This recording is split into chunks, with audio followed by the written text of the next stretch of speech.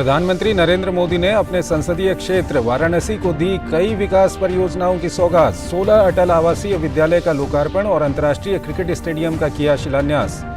काशी सांसद सांस्कृतिक महोत्सव के समापन समारोह में की शिरकत।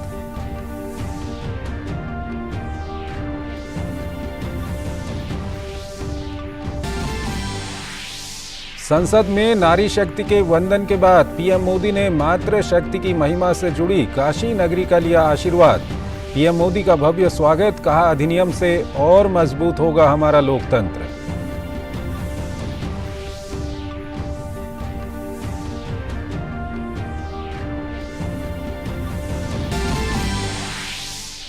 प्रधानमंत्री ने अंतर्राष्ट्रीय अधिवक्ता सम्मेलन 2023 का किया उद्घाटन। कहा सरल भाषा में हो कानून ताकि आम लोगों को मिल सके ज्यादा से ज्यादा लाभ।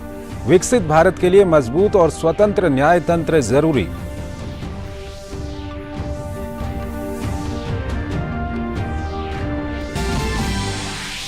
रविवार को 11 राज्यों को मिलेगी 9 नई वंदे भारत ट्रेन। प्रधानमंत्री मोदी वीडियो कॉन्फ्रेंसिंग के माध्यम से दिखाएंगे हरी झंडी। यात्रा को आधुनिक, त्वरित और आरामदायक साधन प्रदान करने की दिशा में अहम।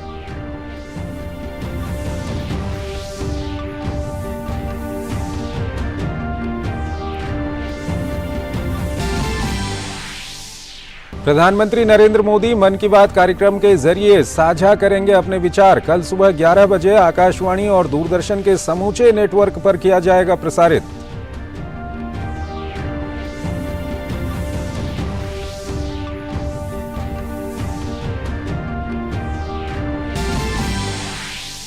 नहीं थम रहा है कांग्रेसी नेताओं के विवादित बयान का सिलसिला। अब जयराम रमेश के बिगड़े बोल, नए संसद भवन को बताया मल्टीप्लेक्स। भाजपा का जोरदार पलटवार, कहा बयान कांग्रेस की दयनीय मानसिकता का परिचायक।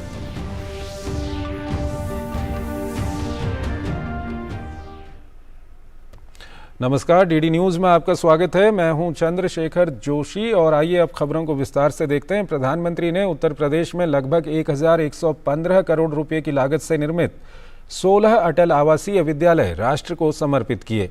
वाराणसी सिगरा स्थित रुद्राक्ष सेंटर से उन्होंने इन सभी विद्यालयों का शुभारंभ किया। उत्तर प्रदेश में बनाए गए 16 अटल आवासीय विद्यालयों का प्रधानमंत्री नरेंद्र मोदी ने उद्घाटन किया। ये प्रदेश के अलग अलग मंडल में स्थित हैं। इन स्कूलों में विशेष रूप से श्रमिकों के बच्चों और कोरोना काल में अपने माँ बाप को खो चुके निराश्रित बच्चों को निःशुल्क शिक्षा दी जाती है। ये स्कूल 10 से 15 एकड़ में बनाए गए हैं और यहाँ कक्षा 6 से लेकर 12वीं तक की पढ़ाई होगी। समाज के जो सबसे कमजोर वर्ग हैं, उनके बेटे बेटियों के लिए किया गया काम है और इससे उनको अच्छी शिक्षा मिलेगी, संस्कार मिलेंगे, आधुनिकतम शिक्षा मिलेगी। जिन लोगों की कोरोना में दुखद मृत्यु हो गई, उनके बच्चों को भी इन आवासीय विद्यालयों में निःशुल्क पढ़ाया जाएगा। कोर्स के साथ साथ संगीत, कला, क्राफ्ट, कंप्यूटर और स्पोर्ट्स के लिए भी शिक्षक होंगे। इन स्कूलों में हॉस्टल की व्यवस्था, आधुनिक तकनीक, स्मार्ट क्लासेस, सब कुछ होगा। खेल का मैदान, कैंटीन, मिनी ऑडिटोरियम की भी इन स्कूलों में व्यवस्था है। प्रधानमंत्री नरेंद्र मोदी ने कहा कि सभी को गुणवत्तापूर्ण शिक्षा उपलब्ध कराए जाने के लिए मौजूदा सरकार प्रतिबद्ध है। उन्होंने खेद जताया कि वोट की राजनीति और स्वार्थ की वजह से देश के कई राज्य सही दिशा में काम नहीं कर पा रहे हैं। ये जो कंस्ट्रक्शन वर्कर्स होते हैं, जो कभी ये गांव दूसरे गांव ऐसे काम करते हैं, तो उन बच्चों की पढ़ाई छूट जाती है और उसके लिए एक बजट रखा जाता है।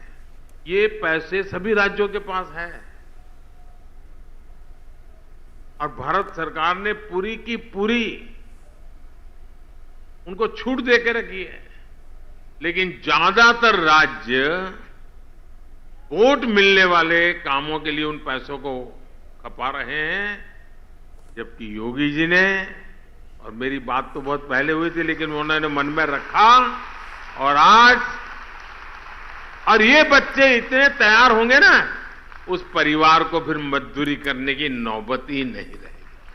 इस मौके पर सीएम योगी आदित्यनाथ ने कहा कि प्रदेश के सभी मंडलों में अटल आवासीय विद्यालय खोलने की दिशा में सरकार काम कर रही है। 18 अटल आवासीय विद्यालय जो प्रदेश के अंदर पहला सत्र उनका प्रारंभ हो चुका है, उनमें से 16 तो बनकर के पूरी तरह तैयार हो चुके हैं। अगले 2 महीने के अंदर और पूरे तैयार हो जाएंगे। तो 18 अटल आवासीय विद्यालयों में पहला सत्र प्रारंभ हुआ है।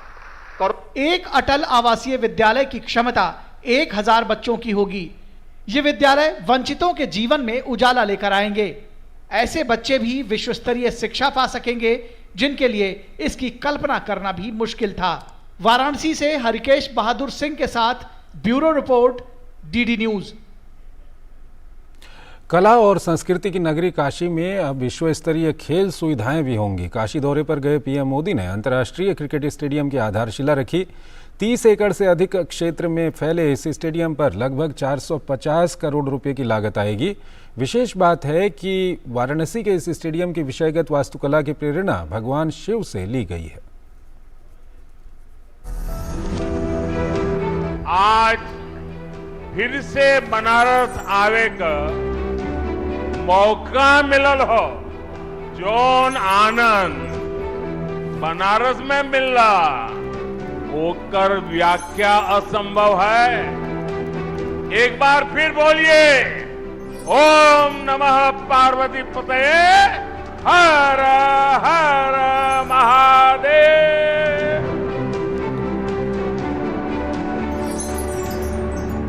अपने संसदीय क्षेत्र में विश्व स्तरीय सुविधाएं उपलब्ध कराने के लिए प्रतिबद्ध प्रधानमंत्री मोदी का काशी को ये एक और बड़ा तोहफा है। शनिवार को प्रधानमंत्री मोदी ने अंतर्राष्ट्रीय क्रिकेट स्टेडियम की आधारशिला रखी। 30 एकड़ से अधिक क्षेत्र में फैले इस स्टेडियम पर लगभग 450 करोड़ रुपए की लागत आएगी। इसमें 30,000 दर्शकों की क्षमता होगी।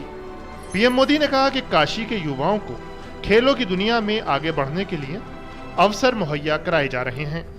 मैं जानता हूं, जब से इस स्टेडियम की तस्वीरें बाहर आई हैं, हर काशीवासी गदगद हो गया है। महादेव की नगरी में ये स्टेडियम, उसकी डिजाइन स्वयं महादेव को ही समर्पित है। देश में विश्व स्तरीय खेल बुनियादी ढांचे का विकास सरकार की प्राथमिकताओं में रहा है। वाराणसी के स्टेडियम की विषयगत वास्तुकला की प्रेरणा भगवान शिव से ली गई है। इसमें अर्धचंद्राकार छत के कवर, त्रिशूल के आकार की फ्लड लाइट, घाट की सीढ़ियों पर आधारित बैठने की व्यवस्था, धातु की चादरों के डिजाइन विकसित किए गए हैं। पीएम मोदी ने कहा कि ये स्टेडियम खेल प्रेमियों के लिए वरदान की तरह होगा। इस नए स्टेडियम के साथ ही सीगरा स्टेडियम पर भी करीब 400 करोड़ रुपए खर्च किए जा रहे हैं। सीगरा स्टेडियम में 50 से अधिक खेलों के लिए जरूरी सुविधाएं विकसित की जा रही है। और इसकी एक और खास बात है, ये देश का पहला बहुस्तरीय स्पोर्ट्स कॉम्प्लेक्स होगा जो दिव्यांग जनों को ध्यान में रखकर बनाया जा रहा है। देश में खेलों को बढ़ावा देने की दिशा में उठाए जा रहे कदमों का उल्लेख करते हुए पीएम मोदी ने कहा कि समाज में खेलों को लेकर सोच बदली है। पीएम ने कहा कि खेलों को बढ़ावा देने की दिशा में सरकार लगातार प्रयास कर रही है। हमने स्पोर्ट्स को युवाओं की फिटनेस और युवाओं के रोजगार और उनकी कैरियर से जोड़ा है। 9 वर्ष पहले की तुलना में इस वर्ष केंद्रीय खेल बजट 3 गुना बढ़ाया गया है। खेलो इंडिया प्रोग्राम के बजट में तो पिछले वर्ष की तुलना में लगभग 70% वृद्धि की गई है। इससे पहले स्टेडियम का शिलान्यास करने पहुंचे पीएम मोदी का काशी ने दिल खोलकर स्वागत किया। लोगों ने पीएम मोदी का गर्मजोशी से अभिनंदन किया। पीएम ने हाथ हिलाकर लोगों का अभिवादन किया और इस प्रेम के लिए आभार जताया। हरिकेश बहादुर और तापस भट्टाचार्य के साथ ब्यूरो रिपोर्ट, डीडी न्यूज। नारी शक्ति वंदन अधिनियम को लेकर पीएम मोदी के स्वागत और अभिनंदन का सिलसिला जारी है। अपने संसदीय क्षेत्र काशी पहुंचे पीएम मोदी का संपूर्णानंद संस्कृत विश्वविद्यालय परिसर में आयोजित कार्यक्रम में भव्य स्वागत किया गया। इस मौके पर पीएम मोदी ने कहा, नारी शक्ति वंदन अधिनियम एक व्यापक विजन वाला कानून है। इससे हमारा लोकतंत्र और इससे मजबूत होगा, लेकिन कुछ लोगों को वंदन शब्द से भी दिक्कत है। शिव की नगरी काशी, जहां के कड़कड़ में मातृ शक्ति समाहित है। माता कूष्मांडा, श्रृंगार गौरी, माता अन्नपूर्णा, मां गंगा की पावन नगरी काशी, रानी लक्ष्मीबाई की जन्मभूमि भी काशी। और जब देश की संसद ने ऐतिहासिक कदम उठाते हुए नारी शक्ति का वंदन किया तो पीएम मोदी सबसे पहले आशीर्वाद लेने मातृशक्ति की महिमा से जुड़ी इसी नगरी और अपने संसदीय क्षेत्र वाराणसी पहुंचे। नारी शक्ति वंदन अभिनंदन कार्यक्रम को संबोधित करते हुए प्रधानमंत्री नरेंद्र मोदी ने कहा कि नारी शक्ति वंदन अधिनियम ने इस बार दुर्गा पूजा के उत्साह को और भी कई गुना बढ़ा दिया है। पीएम मोदी ने कहा कि नारी शक्ति के आगे वो दल भी झुकने पर मजबूर हुए हैं जो इस विधेयक को दशकों से लटकाए हुए थे। ऐसा इसलिए संभव हो पाया कि पिछले 9 सालों में महिलाओं के उत्थान के लिए जो काम किए गए हैं उसका परिणाम है महिलाएं एक बड़ी शक्ति के रूप में उभरी हैं। 3 दशकों से ये कानून लटका हुआ था, लेकिन आज ये आपकी ही ताकत है कि संसद के दोनों सदनों में ऐसी पार्टियों को इसका समर्थन में आना पड़ा जो पहले इसका भरपूर विरोध करते थकते नहीं थे। पीएम मोदी ने कहा कि हमें एक ऐसा समाज तैयार करना है जिसमें किसी नारी को आगे बढ़ने के लिए किसी की भी जरूरत ना पड़े, इसलिए नारी शक्ति वंदन अधिनियम लाया गया है। पीएम मोदी ने कहा कि कुछ लोगों को वंदन शब्द से दिक्कत है। माताओं बहनों को वंदन नहीं करेंगे तो क्या करेंगे? ये लोग नहीं समझ पाते कि नारी के वंदन का, उसके सम्मान का अर्थ क्या है। लेकिन हमें इस तरह की नकारात्मक सोच से बचते हुए अपने लक्ष्य पर फोकस करना है। प्रधानमंत्री नरेंद्र मोदी ने कहा कि हमारा देश शुरू से ही पुरुष प्रधान रहा है, लेकिन जब से हमारी सरकार बनी है, खेल के मैदान से लेकर राफेल उड़ाने तक महिलाओं को अपनी प्रतिभा दिखाने का मौका मिला है। जब महिलाओं को समान अवसर मिलते हैं तो विकास को कितनी गति मिलती है, हमारा बनारस इसका साक्षी है। हमारे यहां महिलाओं के नाम संपत्ति रखने की परंपरा कम ही रही है। गाड़ी खरीदनी हो तो पुरुष के नाम, जमीन खरीदनी हो तो पुरुष के नाम, हमारे यहां यही चला करता था। लेकिन मोदी ने आकर देश की माताओं, बहनों, बेटियों के नाम संपत्ति की परंपरा शुरू की है। कार्यक्रम में पीएम मोदी ने कहा कि नारी का नेतृत्व बाकी दुनिया के लिए एक आधुनिक व्यवस्था हो सकती है, लेकिन हम तो महादेव से पहले मां पार्वती और मां गंगा को प्रणाम करने वाले लोग हैं। इसी सोच को कानूनी रूप देने का नाम है नारी वंदन अधिनियम। ऐसे युगांतकारी फैसलों के जरिए देश आगे बढ़ता रहेगा और ऐसे बड़े निर्णय लेता रहेगा। हरिकेश बहादुर सिंह के साथ ब्यूरो रिपोर्ट, डीडी न्यूज। प्रधानमंत्री ने काशी सांसद सांस्कृतिक महोत्सव के समापन समारोह में शिरकत की। प्रधानमंत्री ने कहा कि देश दुनिया के पर्यटकों के लिए काशी आकर्षण का केंद्र बनेगा। काशी को देश की सांस्कृतिक राजधानी होने का गौरव प्राप्त होगा।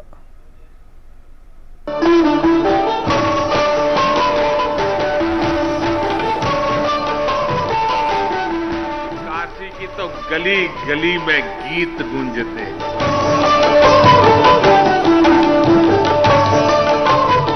क्योंकि ये नटराज की अपनी नगरी है। सारे स्वर महादेव के डमरू से उत्पन्न हुए।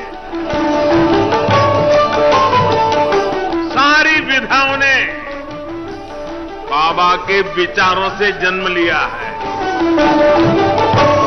ये 7 वार और 9 त्योहार वाली मेरी काशी में कोई भी उत्सव गीत संगीत के बिना पूरा हो ही नहीं सकता।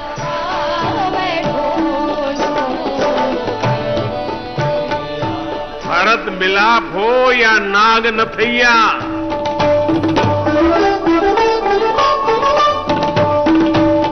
संकट मोचन का संगीत समारोह हो या देव दीपावली पर यहाँ सब कुछ सुरों में समाया हुआ है। कैसे खेले जैबो सावन में कजरिया बदरिया जाल, ठुमरी, दादरा, चेती और कजरी जैसी कितनी ही विधाओं को बनारस ने सदियों से सहेज कर रखा है। ये है काशी का सर्वस्पर्शी रंग, जहाँ कला है, शिल्प है। यही तो काशी का आनंद है, जहाँ कई धाराएं एक समान हो जाती हैं। काशी सांसद सांस्कृतिक महोत्सव के अभिनव प्रयास में संसदीय क्षेत्र के 40,000 से ज्यादा कलाकारों को मंच मिला। काशी और संस्कृति एक ही चीज के, एक ही ऊर्जा के 2 नाम है। आप उनको अलग कर ही नहीं सकते। और काशी को तो देश की सांस्कृतिक राजधानी होने का गौरव प्राप्त है। काशी सांसद सांस्कृतिक महोत्सव के तहत 51,000 ऑनलाइन और 7,000 ऑफलाइन पंजीकरण हुए थे। न्याय पंचायत पर 41 स्थानों पर प्रतियोगिताओं का आयोजन हुआ। निर्णायक प्रतियोगिता के बाद प्रधानमंत्री ने जनपद स्तर के विजयी कलाकारों को पुरस्कृत किया। इसी के साथ काशी सांसद सांस्कृतिक महोत्सव का समापन हो गया। काशी के रुद्राक्ष सेंटर में कार्यक्रम आयोजित हुआ, जिसमें प्रधानमंत्री ने निर्णायक मंडल से भी मुलाकात की। नाट्य, संगीत, गायन के भव्य आयोजन के बाद अब वाराणसी संसदीय क्षेत्र के नगर और 3 ब्लॉक में 15 अक्टूबर से 5 नवंबर के बीच सांसद खेलकूद प्रतियोगिता का भी आयोजन किया जाएगा। इसमें 5 आयु वर्ग के विभिन्न खिलाड़ी भाग ले सकेंगे और 27 प्रकार के खेल इसमें शामिल होंगे। प्रधानमंत्री ने इस मौके पर पोर्टल, वेबसाइट और QR कोड का उद्घाटन किया। सांसद खेल प्रतियोगिता हो, सांसद सांस्कृतिक महोत्सव हो, काशी में नई परंपराओं की ये तो शुरुआत है। अब यहां काशी सांसद ज्ञान प्रतियोगिता का भी आयोजन किया जाएगा। सांस्कृतिक विरासत को सहेजने की बात हो या किसानों को मजबूत करने के लिए डेयरी, गोदाम और उन्हें बाजार उपलब्ध कराने की, या फिर शहर की इंफ्रा को दुरुस्त करना हो, या बात नए इंफ्रा निर्माण की हो, प्रधानमंत्री के सांसद बनने के बाद वाराणसी का कायाकल्प अब नजर आने लगा है। 2014 में जब मैं यहां आया था तो मैंने जिस काशी की कल्पना की थी, विकास और विरासत का वो सपना अब धीरे धीरे साकार हो रहा है। वहीं प्रधानमंत्री ने कहा कि वाराणसी की सांस्कृतिक विरासत और ऐतिहासिकता से प्रभावित होकर हजारों पर्यटक घूमने के लिए आते हैं। ऐसे में काशी सांसद टूरिस्ट गाइड की प्रतियोगिता भी जल्द ही आयोजित होगी, जिसमें कुशल लोगों की पहचान होगी और उन्हें जरूरत पड़ने पर ट्रेनिंग भी दी जाएगी। वाराणसी से हरिकेश बहादुर सिंह गौतम के साथ ब्यूरो रिपोर्ट, डीडी न्यूज। प्रधानमंत्री नरेंद्र मोदी ने आज नई दिल्ली में अंतर्राष्ट्रीय अधिवक्ता सम्मेलन 2023 का शुभारंभ किया। सम्मेलन में भारत के प्रधान न्यायाधीश DY चंद्रचूड़ और ब्रिटेन के कानून मंत्री एलेक्स चौक भी शामिल हुए। बार काउंसिल ऑफ इंडिया द्वारा आयोजित इस सम्मेलन का विषय न्याय प्रदान प्रणाली में उभरती चुनौतियां हैं। प्रधानमंत्री नरेंद्र मोदी ने कानूनों को आसान भाषा में मुहैया कराने को न्याय सुनिश्चित करने की दिशा में एक अहम कदम बताया है। पीएम मोदी ने कहा कि आम व्यक्ति अदालतों में इस्तेमाल की जाने वाली तकनीकी भाषा नहीं समझता है। अगर कानून सरल भाषा में भी उपलब्ध हो तो इससे आम लोगों को बहुत फायदा होगा। पहले किसी भी लॉ के ड्राफ्टिंग बहुत कॉम्प्लेक्स होती थी।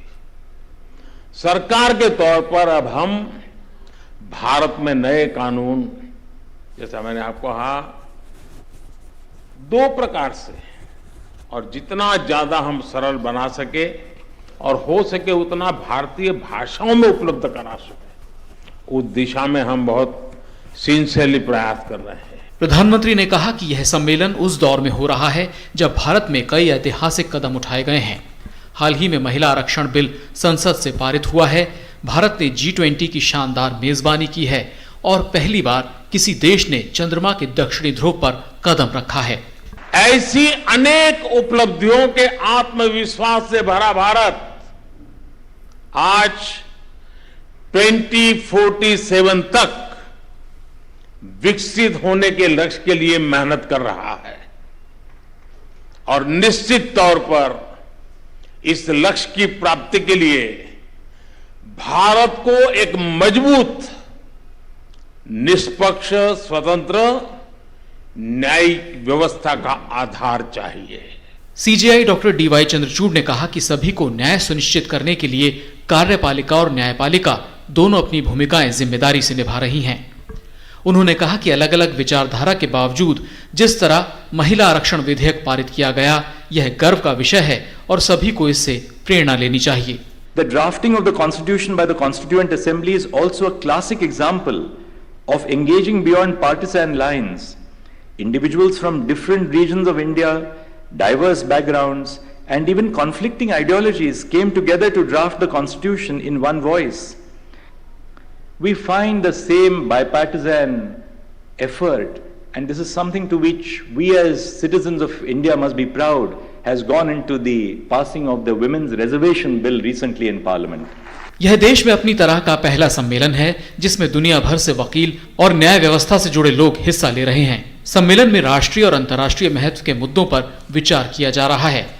कानूनी विषयों पर अंतर्राष्ट्रीय सहयोग और समझ को मजबूत करने के लिए इसे बेहद अहम माना जा रहा है। विकास सारथी, DD न्यूज, दिल्ली। देश में रेलवे के आधारभूत ढांचे के निर्माण के साथ तेजी से इसका आधुनिकीकरण किया जा रहा है और तेज गति की सुविधाजनक ट्रेनें चलाने का मानव अभियान चल पड़ा है। इस कड़ी में रविवार को 11 राज्यों को 9 नई वंदे भारत ट्रेन की सौगात मिलेगी। प्रधानमंत्री नरेंद्र मोदी वीडियो कॉन्फ्रेंसिंग के माध्यम से 9 वंदे भारत ट्रेनों को हरी झंडी दिखाएंगे।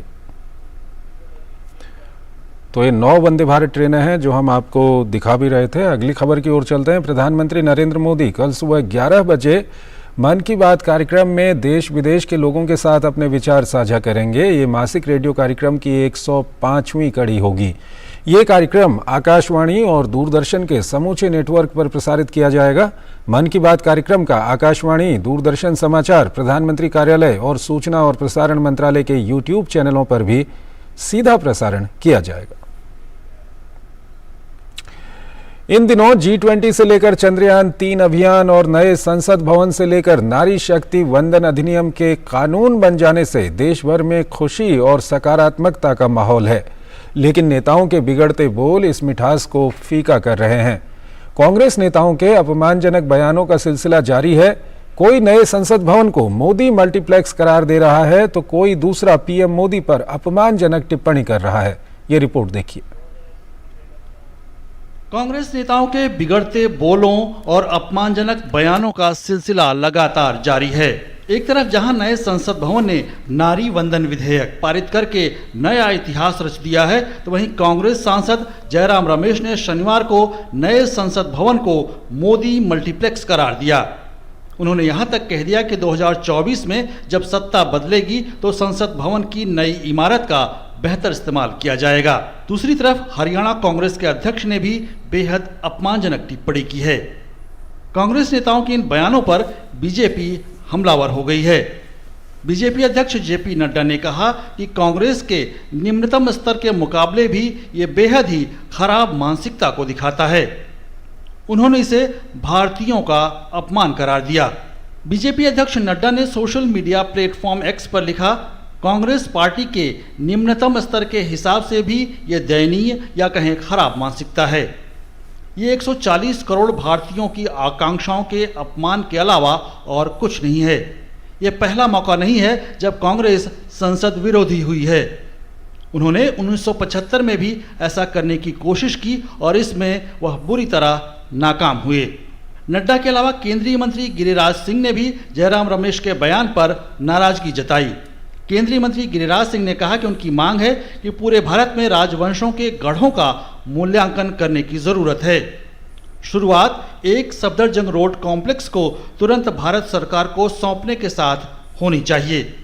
ऐसा इस बात को ध्यान में रखते हुए होनी चाहिए कि सभी प्रधानमंत्रियों को अब पीएम संग्रहालय में जगह दी गई है।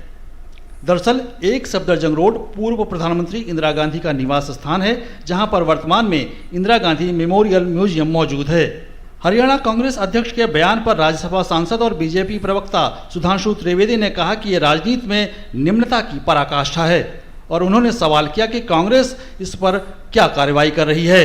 उदयभान जी का जो वीडियो इस समय पब्लिक डोमेन में आया है, उसे देखकर हम सब भाजपा कार्यकर्ताओं के मन में बहुत वेदना और क्षोभ उत्पन्न हो रहा है। जन सामान्य के मन में भी वेदना और क्षोभ उत्पन्न हो रहा है, क्योंकि माननीय प्रधानमंत्री जी के लिए जिस प्रकार की घटिया, अभद्र, अशोभनीय भाषा का प्रयोग किया गया है, मेरे विचार से वो भारत की राजनीति में निम्नता की पराकाष्ठा है।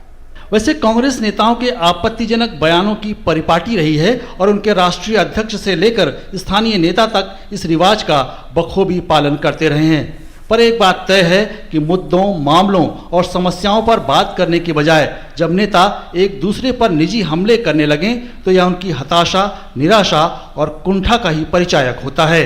Bureau report, DD news. देश में एक साथ चुनाव कराने से संबंधित मुद्दे की जांच करने और उस पर सिफारिशें करने के लिए गठित उच्च स्तरीय समिति ने पूर्व राष्ट्रपति रामनाथ कोविंद की अध्यक्षता में अपनी प्रारंभिक बैठक आयोजित की। बैठक में केंद्रीय गृह मंत्री अमित शाह, केंद्रीय मंत्री अर्जुन राम मेघवाल, राज्यसभा के पूर्व नेता विपक्ष गुलाम नबी आजाद, वित्त आयोग के पूर्व अध्यक्ष एन.के. सिंह, लोकसभा के पूर्व महासचिव डॉक्टर सुभाष कश्यप और पूर्व मुख्य सतर्कता आयुक्त संजय कोठारी ने हिस्सा लिया।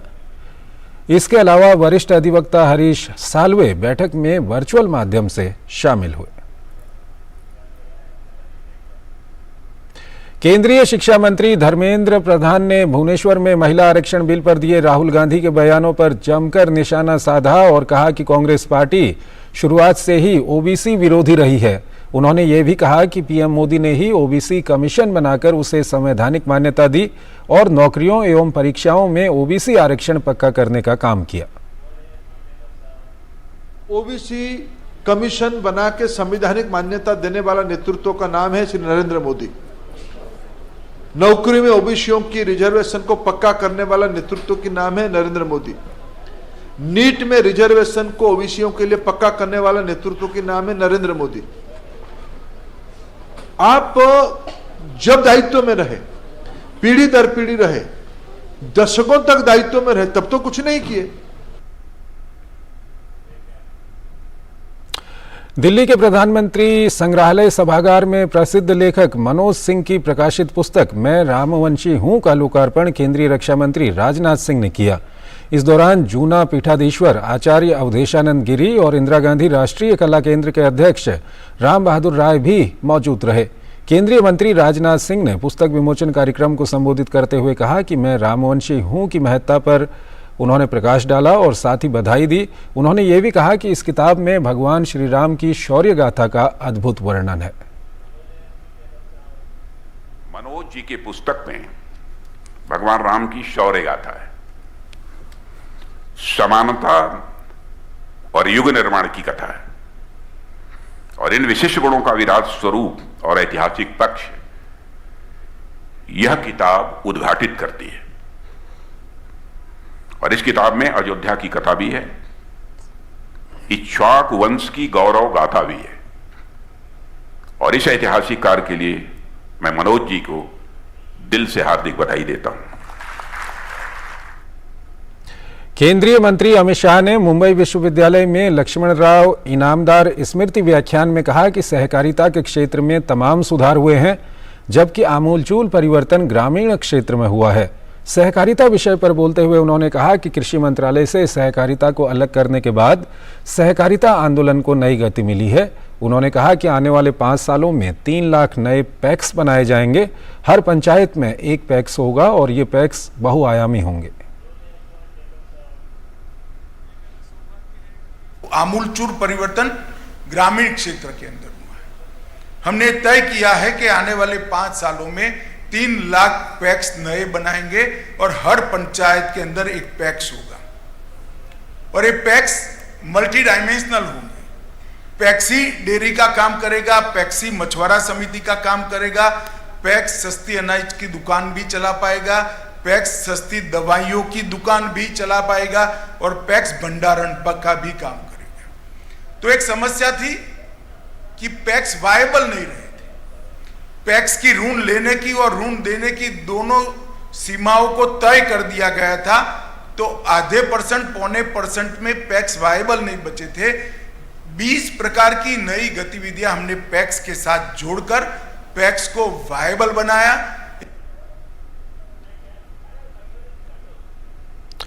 वित्त मंत्री निर्मला सीतारमण ने शनिवार को राजधानी दिल्ली में एक कार्यक्रम को संबोधित करते हुए कहा कि पूर्वोत्तर के विकास में केंद्र सरकार की मुख्य भूमिका है। उन्होंने कहा कि हमारी सरकार पूर्वोत्तर के सभी राज्यों के संपूर्ण विकास के लिए प्रतिबद्ध है और इस सिलसिले में केंद्रीय मंत्री और प्रधानमंत्री की पूर्वोत्तर की यात्राओं ने वहां चल रही विकास योजनाओं को गति देने का काम किया है।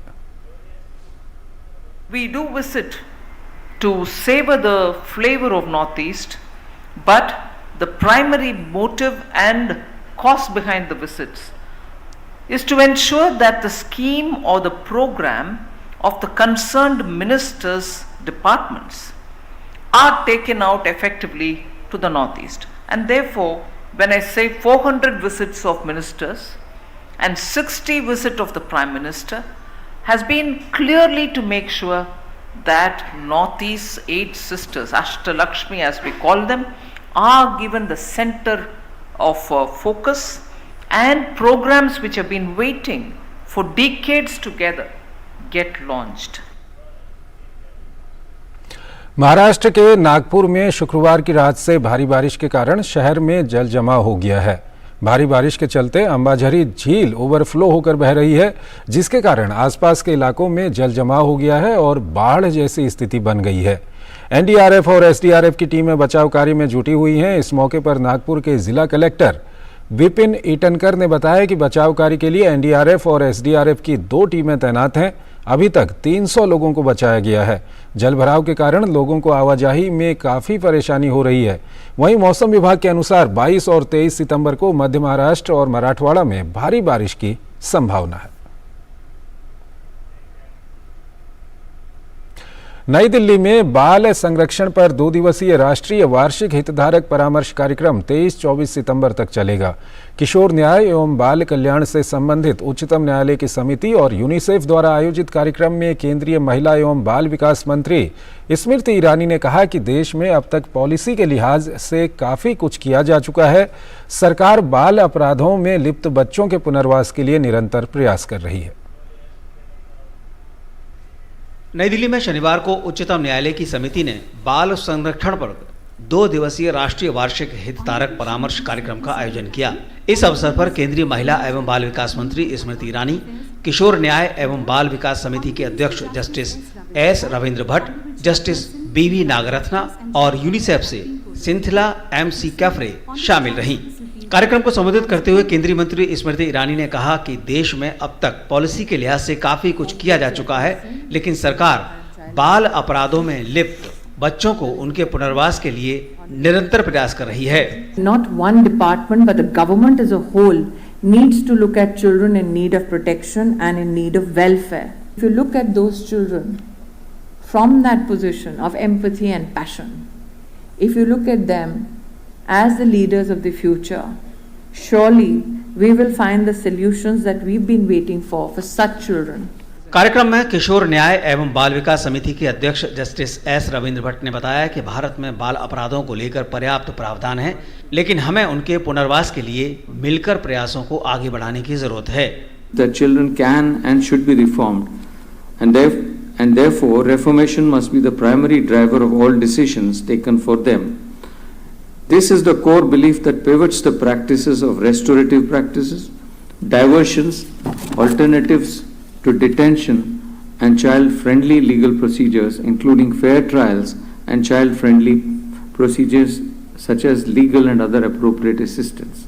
बाल संरक्षण पर 2 दिवसीय राष्ट्रीय वार्षिक हितधारक परामर्श कार्यक्रम 23 से 24 सितंबर तक चलेगा। इस कार्यक्रम में बाल संरक्षण को लेकर अब तक किए गए प्रयासों और वर्तमान में बाल अपराधों की स्थिति पर भी चर्चा की जाएगी। इस बार के कार्यक्रम के मुख्य विषय के रूप में कानून का उल्लंघन करने वाले बच्चों को केंद्र बिंदु में रखा गया है।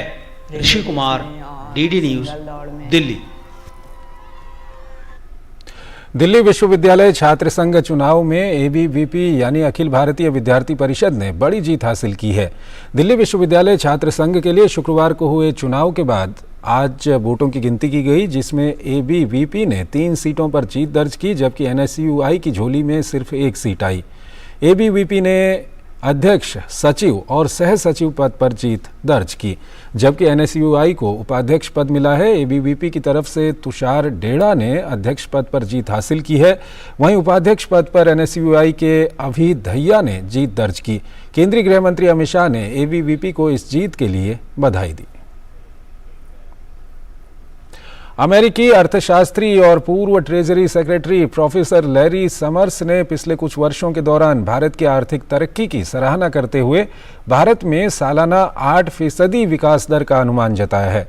आज नई दिल्ली में आयोजित एक लेक्चर के दौरान लैरी समर्स ने कहा कि अभी से लेकर 2050 के बीच भारत में 8 गुना विकास संभव है।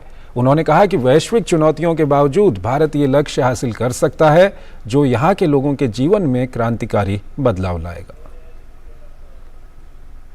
I think this is a reasonable thing to say that a stretch target, an ambitious goal, a possible aspiration for India is 8-fold growth between now and the end of the half century. That at 8% a year, given India's potential, even in a more challenging world economy, I believe that that is an imaginable goal, and an 8-fold expansion in an economy is transformative of the lives of hundreds of millions of people. राष्ट्रीय सुरक्षा जागरण मंच और NDMC ने 23 सितंबर को 3 मूर्ति Haifa चौक पर Haifa दिवस मनाया। भारत के लिए हाइफा दिवस का बड़ा महत्व है, क्योंकि इसी दिन प्रथम विश्व युद्ध में 23 सितंबर 1918 को भारतीय रणबांकुरों की 15वीं शाही घुड़सवार सेना ने हाइफा शहर को ओटोमन साम्राज्य से मुक्त कराया था। कार्यक्रम को दिल्ली के 3 मूर्ति हाइफा चौक पर मनाया गया, जो कि इजराइल से भारत की दोस्ती का प्रतीक है। कार्यक्रम में केंद्रीय मंत्री जनरल वीके सिंह, इजराइल के भारत में डेप्यूटी चीफ ऑफ मिशन के साथ अन्य अतिथि भी शामिल हुए। 1918 की ये जो हाइफा को आज़ाद कराने की जो लड़ाई है, एक बहुत महत्वपूर्ण लड़ाई है, और जिससे पूरा उस समय का ऑटोमन एम्पायर का जो कब्ज़ा था इजराइल के हिस्से पर, वो उसके बाद हट गया। एक बहुत इम्पोर्टेंट जो कि बंदरगाह था हाइफा का, वो आज़ाद हुआ। इनको याद करने के 2 कारण हैं। पहला, भारत के वीरों का शौर्य, और दूसरा, जो हमारा मैत्री भाव रहा है इजराइल के साथ, उसके लिए इनको याद करना ज़रूरी है, क्योंकि उस समय से आज तक हम लोगों का बड़ा मैत्री भाव रहा है। It's a testament to the unbreakable bond that exists between our two nations. The Battle of Haifa paved the way for our eventual re-establishment in Israel and our independence. As an Israeli diplomat and as a former officer, I stand here with deep respect for the history we share and for the sacrifices made. We draw strength from the legacy of those who gave their all, knowing that our nations, though distant in geography, are bound by a shared commitment to liberty, to democracy, and to justice. The heroes of Haifa inspire us to look forward to a future of continued cooperation and collaboration between Bharat and Israel. भारतीय सेना कितनी विराट है और कितनी विशाल है और कितनी दमदार है, इसका ये एक इवेंट है। इजराइल को उसकी स्वतंत्रता तुर्की से दिलवाने के लिए भारतीय सैनिक ने बलिदान किया, उसकी ये गाथा है। एनडीएमसी के उपाध्यक्ष सतीश उपाध्याय ने बताया कि इस हाइफा विक्ट्री डे कार्यक्रम को एनडीएमसी ने अपने कैलेंडर में भी शामिल कर लिया है। देश के जो फौज है उसके लिए अदम्य साहस, वीरता का प्रतीक ये प्रोग्राम है। देश के प्रधानमंत्री मोदी जी और नेतन्याहू जी ने इसको 2018 में इसको इनॉग्रेट किया था और एनडीएमसी ने इसको अपने परमानेंट कैलेंडर में लिया है, क्योंकि आने वाला जो समय है वो हमारे देश के जो युवा हैं उनको इस वीरता के बारे में पता चलना चाहिए। यमन में कई हफ्तों से फंसे 18 भारतीय नाविकों को बचा लिया गया है और सुरक्षित वापसी के साथ आज ये मुंबई पहुंचे। इन नाविकों का जहाज पानी की गहराई की कमी के कारण यमन के अल महारा के निश्तुन बंदरगाह पर फंस गया था। रियाद और जिबूती में भारतीय दूतावासों के लगातार प्रयासों और यमन सरकार के सहयोग से पिछले कुछ हफ्तों से फंसे भारतीय नाविकों को सुरक्षित निकाल लिया गया। स्वच्छ भारत अभियान ग्रामीण 2 के तहत एक और सफलता मिली है। देश के 75% गांव ओडीएफ प्लस हो गए हैं। तकरीबन 4,43,000 गांवों ने खुद को ओडीएफ प्लस घोषित किया है।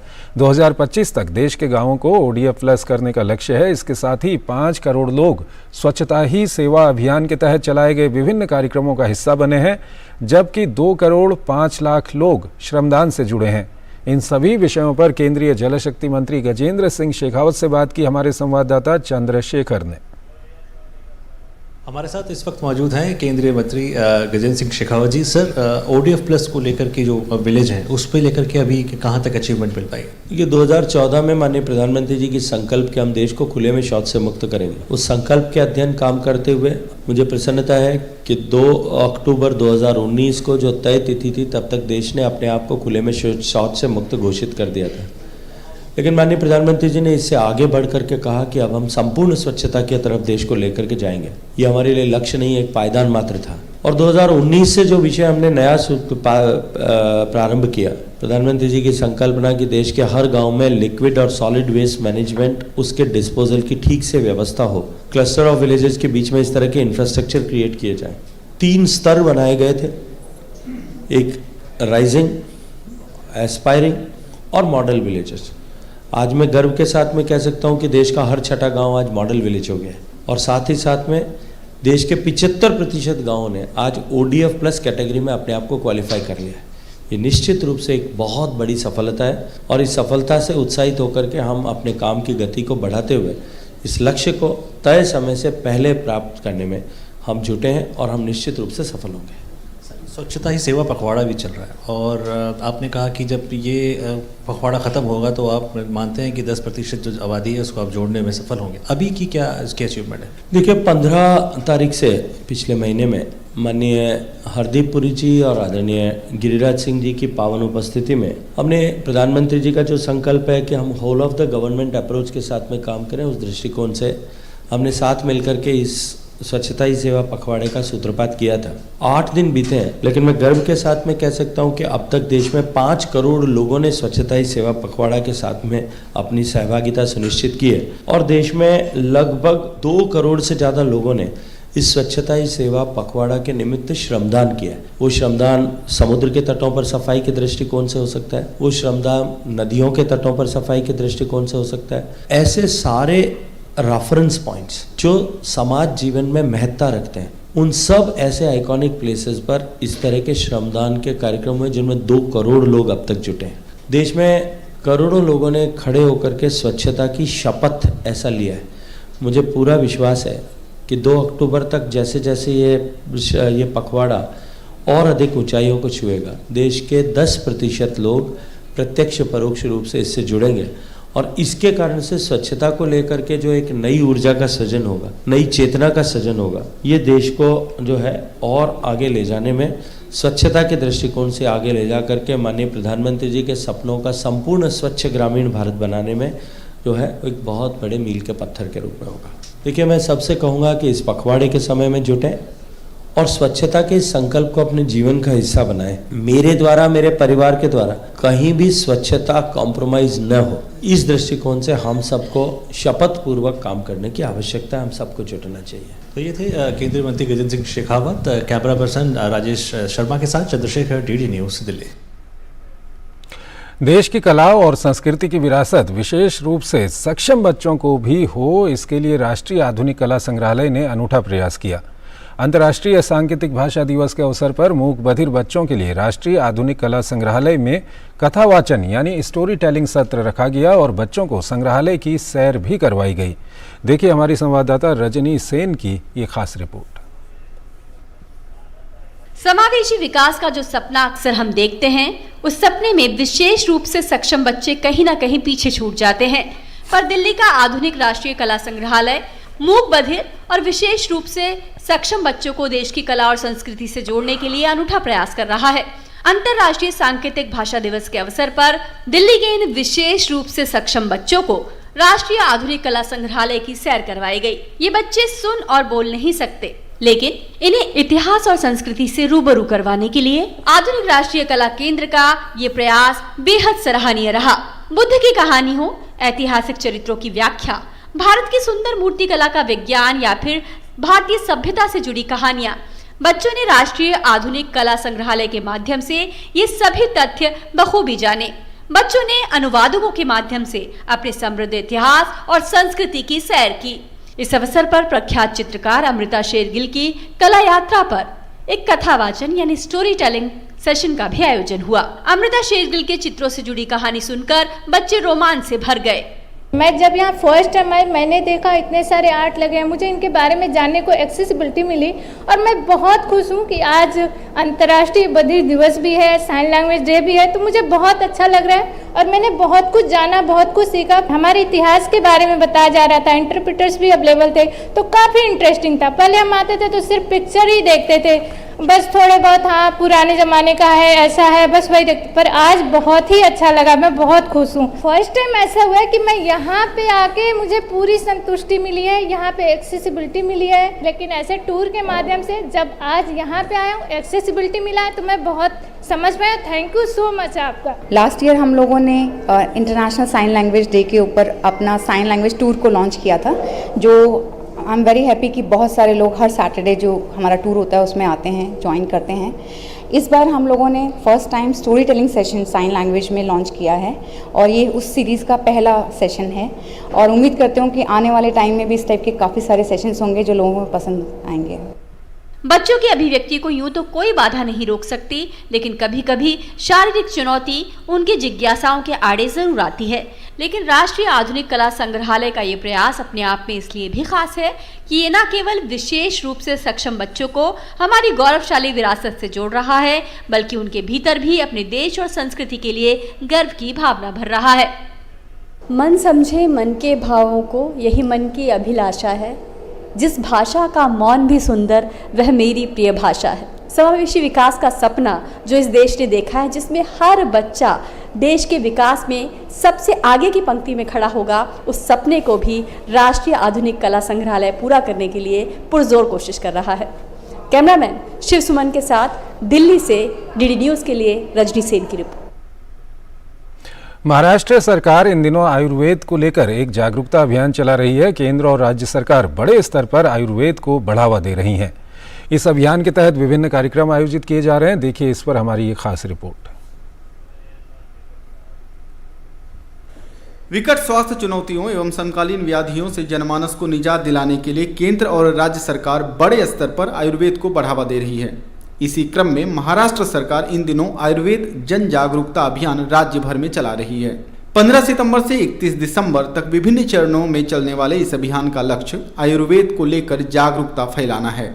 उसमें 4 मेन जो कार्यक्रम हैं उसके अंदर एक है गर्भिणी परिचर्या, दूसरा है दिनचर्या एंड ऋतुचर्या, का एक्सप्लेनेशन देना, साथ ही साथ जो गुदगत विकार है, एनोरेक्टल जो डिसीजेस है उसके बारे में जागृति करना, और चौथा है मधुमेह और स्थूलता यानी डायबिटीज और ओबेसिटी। इस अभियान के अंतर्गत हम किस बात पर जोर देने वाले हैं कि जो कारण है कि क्या चीज़ें हमें लेनी चाहिए, सेवन करनी चाहिए और कौन सी चीज़ें हमें अवॉइड करनी चाहिए। तो इन सब बातों को हम जनसामान्य तक ले जा रहे हैं इस अभियान के द्वारा। मुंबई के पोदार अस्पताल में इस अभियान के तहत विभिन्न कार्यक्रम आयोजित किए जा रहे हैं, जिसमें व्याख्यान, रैली, सोशल मीडिया अभियान आदि शामिल हैं। इसके साथ ही यहां आने वाले मरीजों को भी विभिन्न माध्यमों से इस अभियान के बारे में बताया जा रहा है, ताकि इसका प्रसारण सही तरीके से व्यापक हो सके। पिछले 2-3 साल से मुझे बवासीर का बहुत तकलीफ हो रहा है, लेकिन मुझे ऑपरेशन नहीं करना था, इसलिए मैं पोद्दार हॉस्पिटल में आया जहाँ पे आयुर्वेदिक पद्धति से इलाज होता है। तो उन्होंने मेरे को गए 2-3 दिन से अच्छे से ट्रीटमेंट किया, तो मुझे बहुत अच्छे से फ़र्क गिर गया है कि आयुर्वेदिक का जो असर होता है कि वो लाइफ टाइम के लिए अच्छा रहता है। अभी मुझे थायराइड का प्रॉब्लम शुरुआत में बहुत था, बाकी के इश्यूज़ भी थे, वजन वगैरह। तो डॉक्टर ने कंसर्न किया, उस तरह से काढ़ा और औषध आयुर्वेद के लेने के बाद मुझे बहुत ज़्यादा अच्छा लगा। गौरतलब है कि नरेंद्र मोदी सरकार द्वारा आयुर्वेद एवं स्वास्थ्य संबंधी चुनौतियों के लिए विभिन्न स्वदेशी तकनीकों को बढ़ावा देने के लिए आयुष मंत्रालय का गठन किया गया था। इसके तर्ज पर विभिन्न राज्यों में भी आयुर्वेद को लेकर कई तरह की जागरूकता अभियान शुरू किए गए थे। लोगों से मिल रही प्रतिक्रियाओं से ऐसा लगता है कि आयुर्वेद को लेकर सरकार की मेहनत रंग ला रही है। मुंबई से योगेश कुमार शीतल की रिपोर्ट। चीन के हांगजो शहर में भव्य उद्घाटन समारोह के साथ 19वें एशियाई खेलों की शुरुआत हो गई है। समारोह की शुरुआत रंगारंग कार्यक्रम के साथ हुई। भारत की ओर से पुरुष हॉकी टीम के कप्तान हरमनप्रीत सिंह और मुक्केबाज लवलीना बोरगोहेन ने ध्वज वाहक की जिम्मेदारी निभाई। इस समारोह में 40 अलग अलग खेलों में हिस्सा लेने वाले एशिया के 45 देशों के एथलीट शामिल हुए। भारत के 655 एथलीट 39 खेलों में हिस्सा ले रहे हैं। प्रधानमंत्री नरेंद्र मोदी ने एशियाई खेलों में हिस्सा लेने गए भारतीय दल को शुभकामनाएं दी हैं। उन्होंने वाराणसी में अंतर्राष्ट्रीय क्रिकेट स्टेडियम की आधारशिला रखने के अवसर पर भारतीय खिलाड़ियों को खेलों में अच्छा प्रदर्शन करने के लिए शुभकामना दी। एशियन गेम्स में हिस्सा लेने गए सभी भारतीय खिलाड़ियों को मैं अपनी शुभकामनाएं देता हूं। साथियों, भारत के गांव-गांव में, कोने कोने में खेल प्रतिभाएं मौजूद है, खेलों के महारथी मौजूद है। जरूरी है इन्हें तलाशना और इन्हें तराशना। देश भर में गणेश पूजा की धूम है। इसी क्रम में नई दिल्ली में भाजपा के वरिष्ठ नेता सुनील देवधर द्वारा गणेशोत्सव का आयोजन किया गया। गणपति बप्पा मोरिया के जय घोष से सराबोर पूजा अर्चना में भाग लेने के लिए बिहार व झारखंड के संथाल जनजाति के किन्नर समुदाय के लोग भी यहां पहुंचे। धार्मिक समरसता से ओतप्रोत इस गणेश पूजा का जायजा लिया हमारे संवाददाता ओपी यादव ने। देश भर में गणेशोत्सव की धूम है और इसी क्रम में भारतीय जनता पार्टी के पूर्व राष्ट्रीय सचिव सुनील देवधर के आवास पर गणेशोत्सव मनाया जा रहा है और इसमें भाग लेने के लिए देश भर के किन्नर समुदाय के लोग आए हैं। आइए बात करते हैं। गणेशोत्सव की धूम है, गणपति बप्पा मोरिया की धूम के साथ यहाँ पर किन्नर समुदाय के लोग आए हैं, क्या मुख्य मकसद है? देखिए, गणपति बप्पा सबके है और जब हम कहते हैं सबका साथ, सबका विकास, सबका विश्वास, तो किन्नर एक ऐसा हमारे देश में सेक्शन है, समुदाय है कि जिसको दुर्भाग्य से लोग तिरस्कार की नज़र से देखते हैं, पुरस्कार की नज़र से नहीं देखते हैं। मैंने सोचा कि दिल्ली में जब यहाँ पर गणेशोत्सव हम मनाएंगे तब एक तो दिल्ली वासियों को पता चले कि गणेशोत्सव क्या है, उनको ये भी पता चले कि मोदक क्या होते हैं और समाज के उपेक्षित विभिन्न घटक रोज आकर पूजा करते हैं। तो इसलिए मैंने किन्नर बहनों को बुलाया था जो आज यहाँ पर आई है। पटना में इनका अपना एनजीओ है जो सेवा काम करती है, राष्ट्रीय सेवा भारती के साथ आप जुड़ी हुई है और उनके साथ जो हमारी किन्नर बहनें दिल्ली की आई है, ये आज ही मुझे पता चला कि वो सभी संथाल जनजाति की है, झारखंड की है। प्रधानमंत्री ने किन्नर समुदाय हो या जनजातीय समुदाय, जो अति पिछड़े जनजाति, उन सबके कल्याण और विकास के लिए कई योजनाएं चलाई है और इन्हीं योजनाओं की बदौलत आज ये लोग राष्ट्रीय राजधानी दिल्ली में आपके साथ हैं। उन्होंने मेरे जानकारी के अनुसार 350 करोड़ से अधिक फंड ये देश भर के किन्नरों के विकास के लिए उन्होंने एलोकेट किए। पहली बार भारत के इतिहास में किन्नरों के लिए केंद्र सरकार ने ऐसा कुछ किया। हमारे साथ मौजूद बिहार से आई किन्नर है रेशमा जी। ये दूसरा मौका है और मैं गणपति की बहुत ही वंदना करते हुए सर का अभिनंदन करती हूँ कि उन्होंने मौके प्रदान किए, क्योंकि ऐसा मौका होता है कि हम किसी पूजा पंडालों में जाएं तो उसमें किस तरीके से हमें देखा जाता है या नृत्य के कार्यक्रमों तक ही रखा जाता है। यहाँ पूजा तक हमें पूजा की थाली, आरती की थाली हमें मिली है, ये हमारे लिए गौरव की बात है। एक भारत श्रेष्ठ भारत की संकल्पना का प्रतीक बन के गणेशोत्सव आज देश और दुनिया के सामने है, क्या कहेंगे? खास करके दिल्ली एक ऐसी राजधानी देश की है कि देश के सभी राज्यों के लोग यहाँ रहते हैं। इस गणेशोत्सव में रोज रात को सांस्कृतिक कार्यक्रम होते हैं, दक्षिण के भी कार्यक्रम होते हैं। मुस्लिम लोग जिनको पूजा करने में, टीका लगाने में, प्रसाद खाने में कोई आपत्ति नहीं है, ऐसे मुस्लिम बंधु भी आकर यहाँ पर गणपति बाप्पा की पूजा करते हैं। एक भारत श्रेष्ठ भारत आज सबसे बड़ी देश की आवश्यकता है। ये थे भाजपा के वरिष्ठ नेता और भारत के सांस्कृतिक राष्ट्रवाद के युवा प्रतीक सुनील देवधर, जिनका मानना है कि यहाँ हर रोज, हर वर्ग, हर धर्म और हर समुदाय के लोग न केवल गणेश जी की पूजा करने आते हैं, बल्कि भारत के सांस्कृतिक राष्ट्रवाद को देखने और समझने के लिए भी आते हैं। इस तरह के कार्यक्रम न केवल भारत की सांस्कृतिक समृद्धता के प्रतीक है, बल्कि एक भारत श्रेष्ठ भारत की संकल्पना को सच्चे मायनों में साकार करने के जीवन प्रतीक भी है। मेरे सहयोगी कैमरामैन एम ए खान के साथ मैं OP Yadav, DD news, Delhi.